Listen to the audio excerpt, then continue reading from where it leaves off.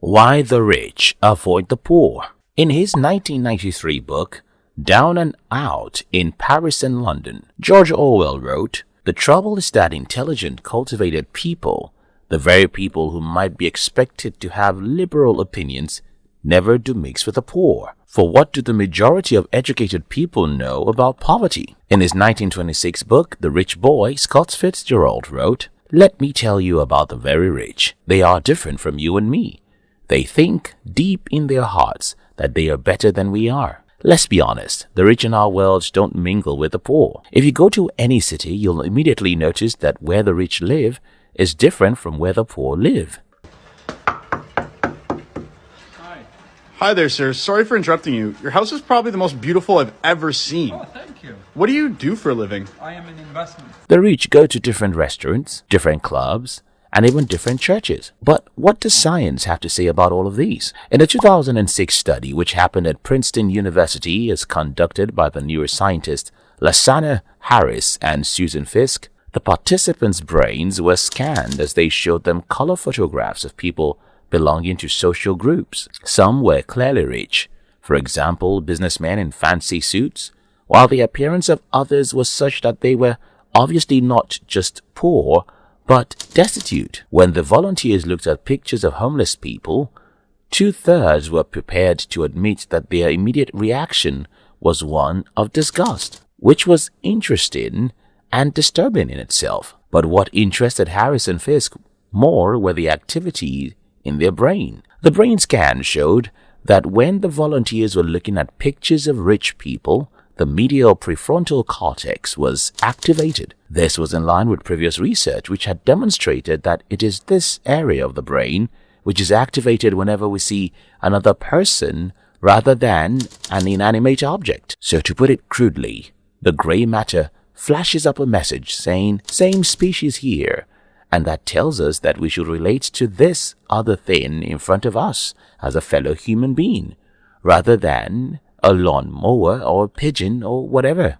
But when the people in the scanner were shown the pictures of homeless people, the medial prefrontal cortex failed to do its thing. Yes, that's right, the brains of the volunteers didn't register that the shambling guy with the matted hair, the shapeless coat, and the broken-down boots was another human being. Instead, the areas of the brain associated with disgust were activated. Good morning.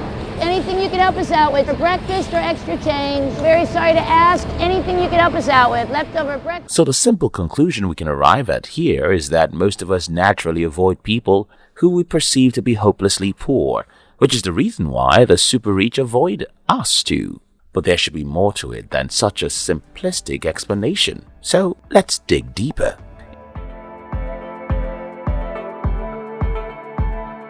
In the 1960s and 1970s, an Austrian psychologist, Fritz Heider, was working on the concept he called attribution bias, when he found that in ambiguous situations, people made attributions based on their own needs to maintain higher self-esteem and viewpoint. This specific tendency became what we now know as the self-serving bias. Self-serving bias is the idea that individuals tend to ascribe success to their abilities and efforts, but ascribe failure to external factors. That is why if you speak with a student who scores A in biology, that's because she reads very well. But the other students who fails biology will tell you how the teacher doesn't like him or how he was sick a few days before the exam. Now, let's talk about the rich. Several studies have found that people who become rich, as expected, like the student who has an A in biology, often feel that they deserve wealth, make more sacrifices, and work harder than everyone else. For example, in one experiment by psychologist Paul Piff at the University of California,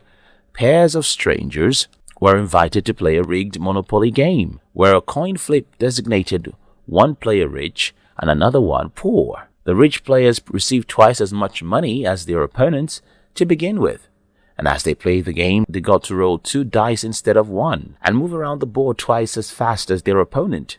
When they passed go, they collected $200 to their opponent's $100. In various ways, through body language and boasting about their wealth, by smacking their pieces loudly against the playboard and making light of their opponent's misfortunes, the rich players began to act as though they deserved the good fortune that was largely a result of their lucky roll of the dice. At the end of the game, when researchers asked the rich players why they had won the game, not one person attributed it to luck, even though they were obviously rigged to win. These lucky players instead talked about how skilled they were, they did things that they did, their acumen, their competencies, etc. In the same way, people who are whining in the game of life tend to think it's because they're smart, or hardworking, or even more determined than everyone else. We start from nothing and we manage to stand on our feet. I think by working hard, you can achieve what you want. In the year 1774, Louis XVI became the King of France under the Ancien regime, but he inherited a failing empire. The French population had grown from 18 million in 1700 to 26 million in 1789, while Paris alone had over 600,000 inhabitants. But one-third of the population were either unemployed or had no regular work. Inefficient agricultural methods meant domestic farmers struggled to grow enough food to support the population, and as a consequence of this imbalance, food prices rose by 65% between 1770 and 1790, and wages only increased by 22%. Such shortages were damaging for the Ancien regime, since many blamed price increases on government failure to prevent profiteering. 1788 and 1789 winter happened to be the worst in the decade, and that marks the beginning of the French Revolution in 1789. Today, most historians agree that the primary cause of the 1789 French Revolution was economic inequality. You see, aside from the fact that the rich have what you may consider too much money and believe that they worked harder for their wealth, they're also likely to look down on the poor, have less empathy, and socialize less with the rest of the population.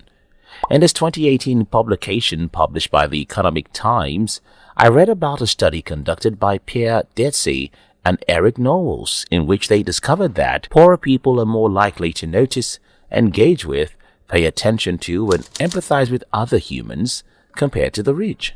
This 2009 study, published by Psychological Science, found that the rich are less likely to give eye contact while talking with strangers.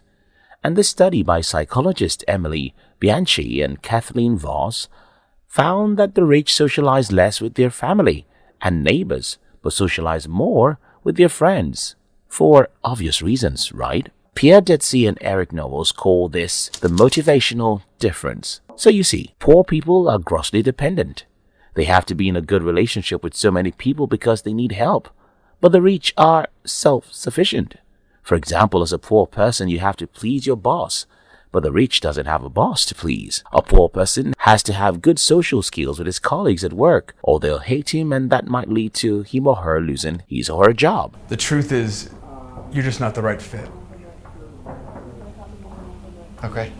The rich don't worry about someone hating them because that will not affect their income. The poor man needs to be in a good relationship with his neighbors and family members because he might need $100 from them or any other favor in the future, but the rich won't need such help. He depends on nobody. He can even buy other people's time, sleep, and skills without caring at all about them. He is independent and self-sufficient, hence he can easily avoid his neighbors or family members. In her 2015 book, Off the Page, Jodi Picoult wrote, "I don't really understand this. Why, when you have so many people, each one inevitably fascinating, why would you limit yourself to only those like you?" I think Jodi's question is rhetorical, or else she wouldn't be a writer. You see, even though I've shared with you the ugly part of the reason why the rich avoid the poor, there's a neutral part to that equation, and that is, birds of the same feather flock together. It doesn't matter whether you're rich, poor, Catholic, or Muslim. Generally, humans are much more comfortable around people of their kind. In fact, this phenomenon is so crazy that in Chapter 2 of his 2013 book, Intellectual and Race, Thomas Sowell wrote that if you put together 100 couples and test their IQ, you'll be surprised they have only as much difference in their IQs as you'll find among siblings. According to this 2008 study by the Journal of Social and Personal Relationships, we'll rather be friends with someone who is completely different from us but is perceived to be similar to us than someone who's like us but is perceived to be different. In fact, this 2016 study, as published by the University of Kansas, found that our desire to be with a like-minded individual is not what we learned. It is in fact, hardwired into us. If you doubt this, make a list of 5 people you spend the most time with and think about how many differences you have with them. You'll find that you're very much similar, whether in ideology, political views, or financial status with your best friends. And that is why you're friends. So if you drink, chances are some of your friends drink. If you smoke, chances are some of your friends smoke. I was hanging around with the wrong people. I was in a gang. I was getting into fights. I was, smoking cigarettes and all that stuff. And one time, both mom and dad, had to go to the police station to bail me out. One of the reasons why the rich avoid the poor is because even if they try to spend time around the poor, they'll probably end up not having anything to discuss. One of them probably has an internal locus of control, while the other has an external locus of control. One of them probably thinks it's a sin to buy a car of $200,000, while the other thinks it's not. One of them probably thinks the next president of his country should solve his personal problem, while the other thinks it won't happen. This leads us to the third reason why the rich could avoid the poor. On page 21 of his 1958 book, The Psychology of Interpersonal Relation, Fritz Heider wrote, "Unlike objects, people are usually perceived as action centers and as such can do something to us. They can benefit or harm us intentionally, and we can benefit or harm them. While many of the rich may genuinely want to socialize and spend time with the poor, it's almost impossible to do so. Let me share a personal experience with you. I have this friend who is very smart, smarter than me in many ways, but he's poor. Since I respect him as a person, especially because of his intelligence, I try to visit him and spend time around him. But our time together always ends in some ugly feelings about each other. We hardly ever agree on anything. For example, in one of our last meetings, he talked about how our neighboring country has better opportunities than ours. I disagreed because I don't believe that opportunities are a factor of location, but a factor of the mind. He would always blame the government, while I always talk about fixing our lives by ourselves. My friend hates it whenever I talked about my dreams because deep within him, buying such a house or driving such a car as I want is too sinful, worldly, or better yet, impossible. Things. You can't do it. Why? You get the idea. Another reason why rich people often avoid the poor is that most poor people have a negative mindset. They hope someone else solves their problems, blame someone else for their lives, and think wealth is evil. So, in conclusion, the first reason why many rich people may avoid the poor is that money tends to make the rich feel entitled, feel smarter than the poor, or feel that they deserve what they have, and others deserve poverty too. But it doesn't end there. The second reason why the rich might avoid the poor is that, well, humans naturally associate with people who are like them. The third reason is that poor people are usually negative. They often speak ill of wealth, blame others for their lives, and take less responsibility. Thanks for watching.